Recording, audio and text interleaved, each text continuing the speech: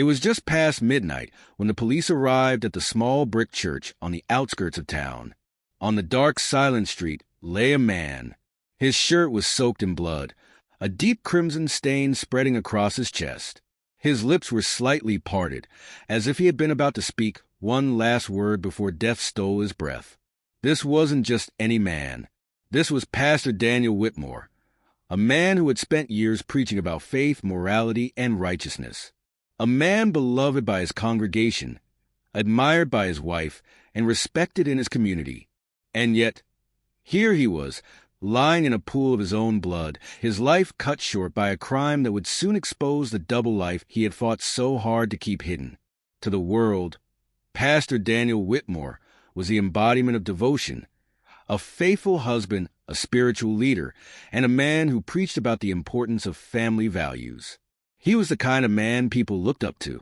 On Sundays, he stood behind the pulpit in his press suit, his voice steady and full of conviction. His sermon spoke of morality, commitment, and the importance of family. Parishioners clung to his every word, believing that if there was anyone who understood the will of God, it was him. His wife, Susan, was just as beloved. She was the picture of grace, a woman devoted to her husband, her children, and the church. Together, they were the perfect Christian couple. They had been married for nearly 20 years and raised 2 children in a house with a white picket fence. Their life was a kind that people envied, stable, respectable, and righteous. But perfection is often just a mask. Behind the walls of his home, behind the closed doors of his church office, Daniel was a man at war with himself. Ever since he was a teenager, he had known he was different. Growing up in a strict religious household, he had been taught that love was meant to be between a man and a woman. Anything outside of that was a sin, an abomination. He had spent years convincing himself that his feelings were just temptations, a test from God. If he prayed hard enough, if he threw himself into his faith, maybe he could make it go away. And for years, he thought he had succeeded. He married Susan, not because he didn't love her, but because it was what was expected. He built a life, raised a family, and became a spiritual leader to others. But deep down, there was always something missing. Something he couldn't name, something that kept him awake at night, something that made him feel like a fraud every time he preached about the sanctity of marriage. He told himself that his devotion to God was enough. And then he met Tyler Monroe. Tyler was everything Daniel wasn't. Young, confident, and unapologetically himself. He had moved to town just a year before, taking a job as a barista at a local coffee shop. He was charming, full of life, and had a magnetic energy that drew people to him, including Daniel. Their first meeting was unremarkable. Daniel had stopped in for coffee after his usual Sunday service, still wearing his pastor's collar. Tyler greeted him with a friendly smile, made his order, and handed him his cup with a casual, "Have a great day, Pastor." At first, it was nothing more than that. Just polite exchanges, nothing inappropriate. But Daniel found himself returning to the coffee shop more and more often. Some mornings, he would tell himself it was just for the caffeine. Other times, he convinced himself that it was part of his pastoral duties. To connect with members of the community, to be a presence outside of the church walls. But deep down, he knew better. He was drawn to Tyler. The way he laughed so freely. The way his eyes lit up when he spoke about his passions. The way he carried himself with a confidence that Daniel had never been allowed to have. Tyler, too, noticed Daniel's presence. It didn't take long for him to sense the hesitancy in the pastor's demeanor. The way his gaze lingered just a second too long. The way he fumbled over his words when their hands accidentally brushed at the register. Tyler knew, and one day, he decided to call Daniel out on it. "You sure drink a lot of coffee, Pastor," he said with a teasing smirk. Daniel chuckled, trying to brush it off. Gotta stay energized for the Lord's work. But Tyler leaned in slightly, his voice dropping just enough to make Daniel's pulse quicken. "Or maybe there's another reason you keep coming back." Daniel felt his stomach drop. He laughed, too forced, too nervous, and shook his head. "I don't know what you mean." Tyler studied him for a moment, his expression unreadable. Then he simply said, "Okay," but that single moment changed everything.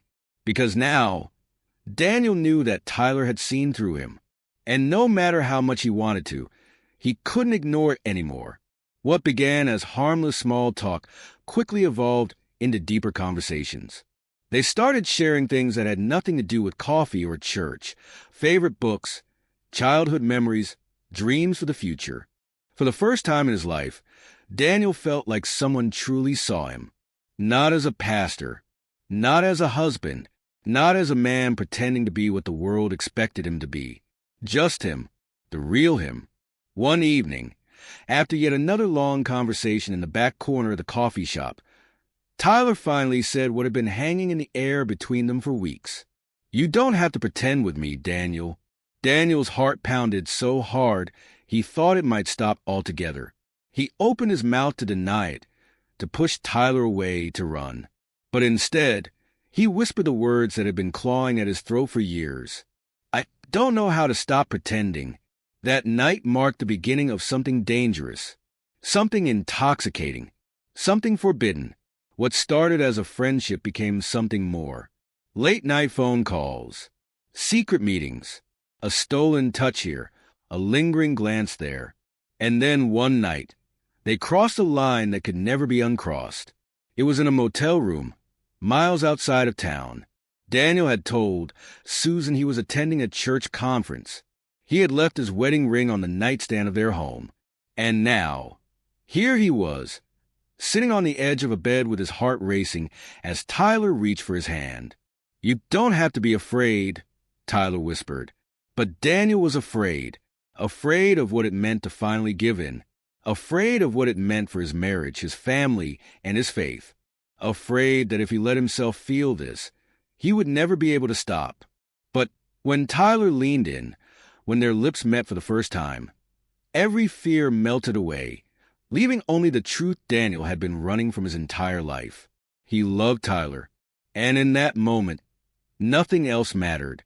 Not his congregation, not his reputation, not even God. But secrets have a way of unraveling. And soon, Daniel would learn that love, no matter how deep, could not protect him from the consequences of his double life. Then first cracks appeared. It started with the congregation. They noticed things. How distracted Daniel had become.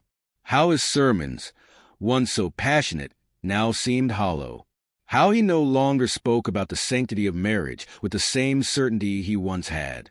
Then there were the unexplained absences, the late nights, the excuses. And, of course, there was Susan. She wasn't blind to the changes in her husband. She saw the way he avoided her touch, the way he stared off into the distance, as if he were somewhere else entirely. She knew something was wrong. She just didn't know what. Until she did. It was a Sunday afternoon when she found the first real proof. Daniel had left his phone on the kitchen counter, distracted by a call from one of the church elders. The screen lit up. A message. From Tyler. "I miss you. When can I see you?" Susan felt the blood drain from her face. Her hands trembled as she picked up the phone and scrolled through the messages. She expected to find another woman. Instead, she found something far worse. Love notes. Secret plans. Messages filled with longing, guilt, and passion. She dropped the phone like it had burned her. Her husband wasn't just having an affair. He was in love with a man. That night, when Daniel came home, Susan was waiting. She didn't yell. She didn't cry.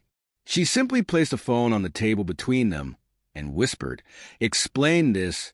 Daniel felt his stomach drop. There was no way out of this. For the first time in his life, he told the truth. Everything came pouring out. The lies, the guilt, the love he had fought so hard to suppress. He expected Susan to scream, to throw things, to demand a divorce. But instead, she just stared at him, her face unreadable. Then, after a long, tense silence, she said the words that sealed his fate. "If you don't end this, I will ruin you." She wasn't bluffing. She would expose him to the church, the congregation, and the entire town.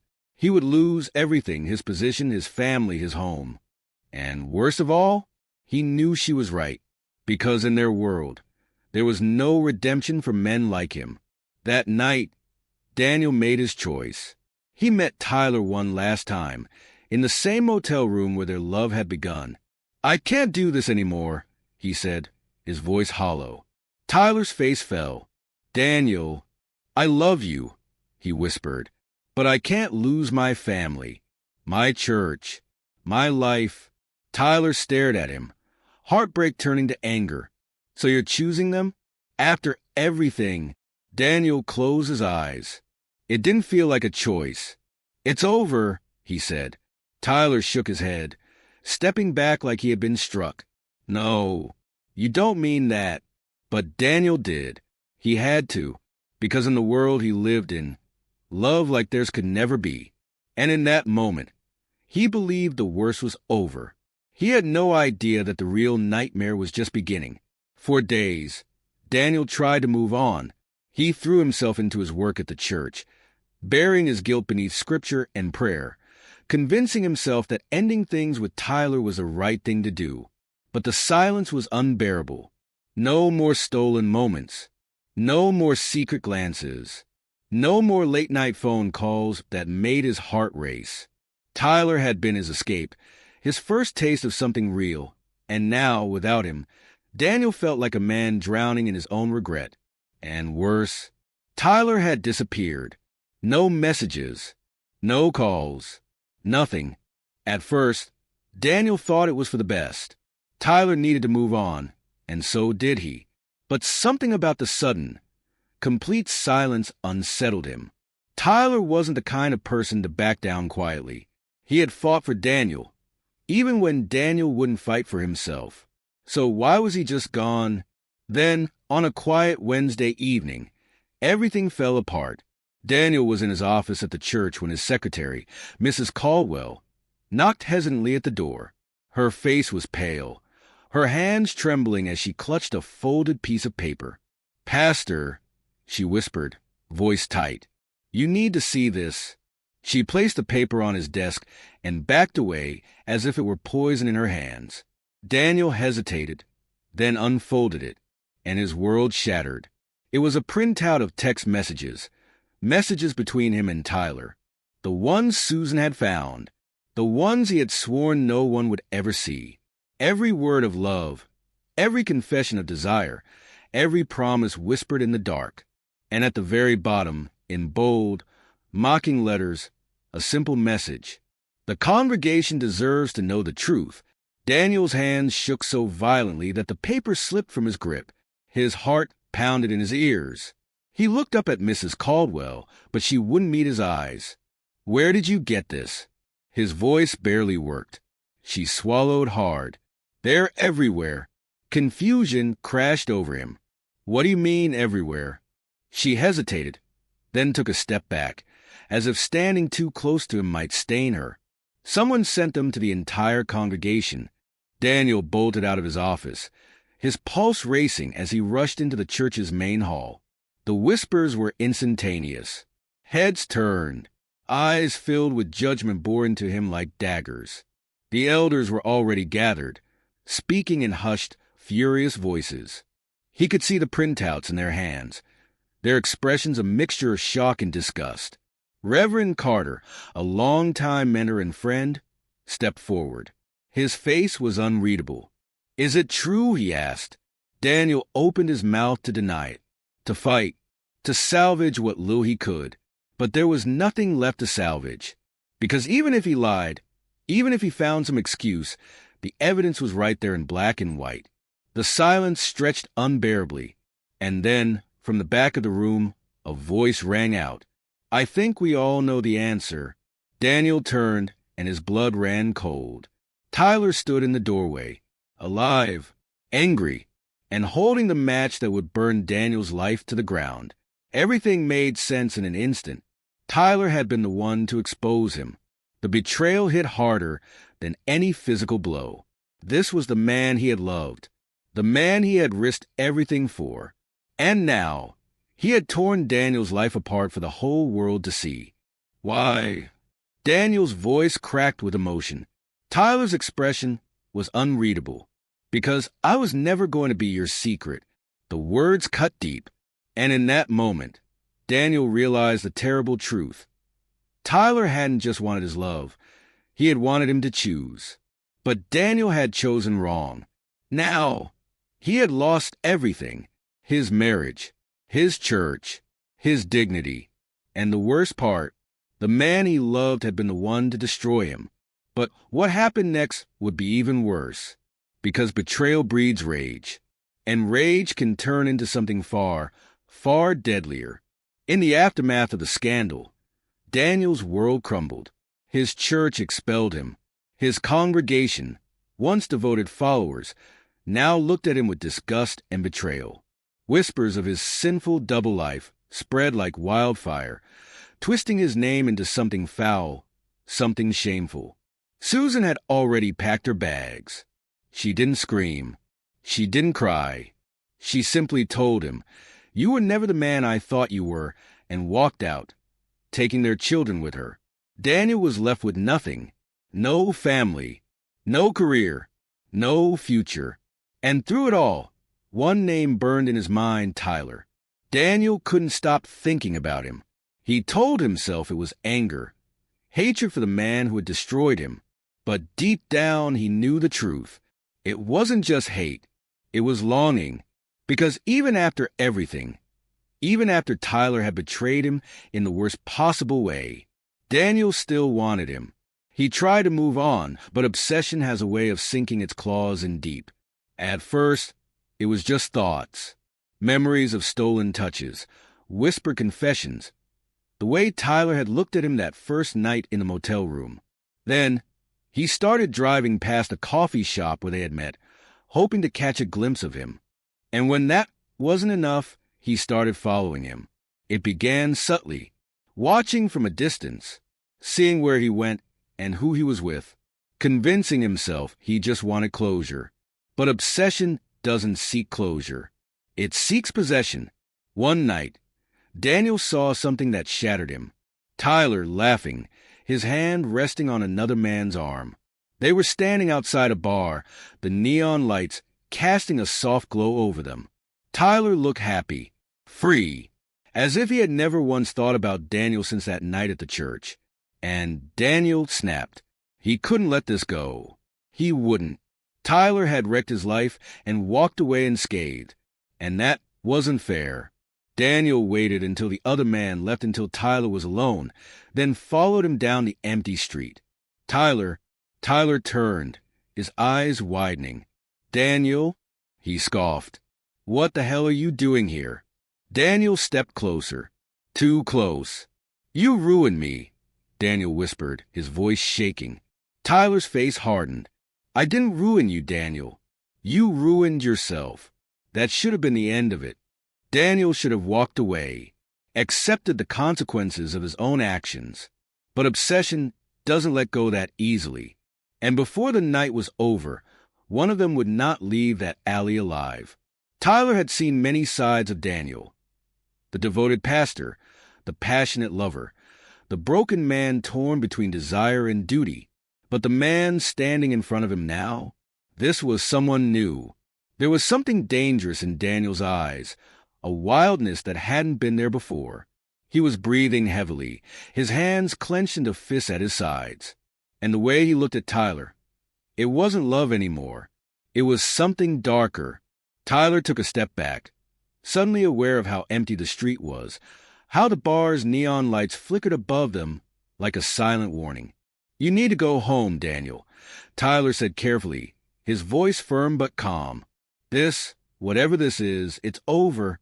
Daniel shook his head, his laughter sharp and bitter. "Over? You think you can just walk away? After everything you did to me?"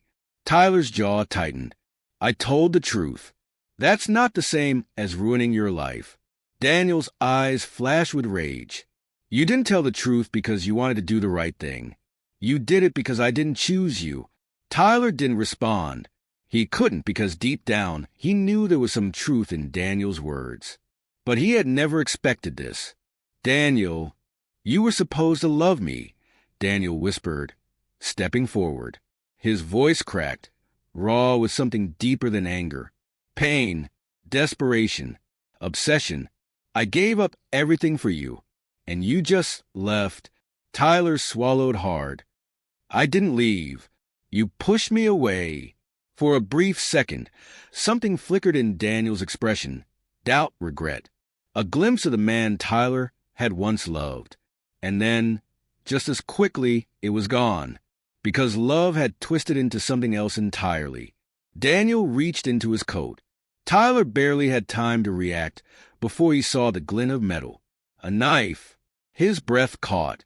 He had underestimated how far Daniel had fallen. Daniel, You don't get to leave again, Daniel hissed. Not this time. Tyler's pulse pounded in his ears. He took another step back, hands raised in surrender. You don't want to do this. Daniel's grip tightened on the knife. Maybe he did. Maybe he didn't. But either way, the decision had already been made. I loved you, Daniel whispered.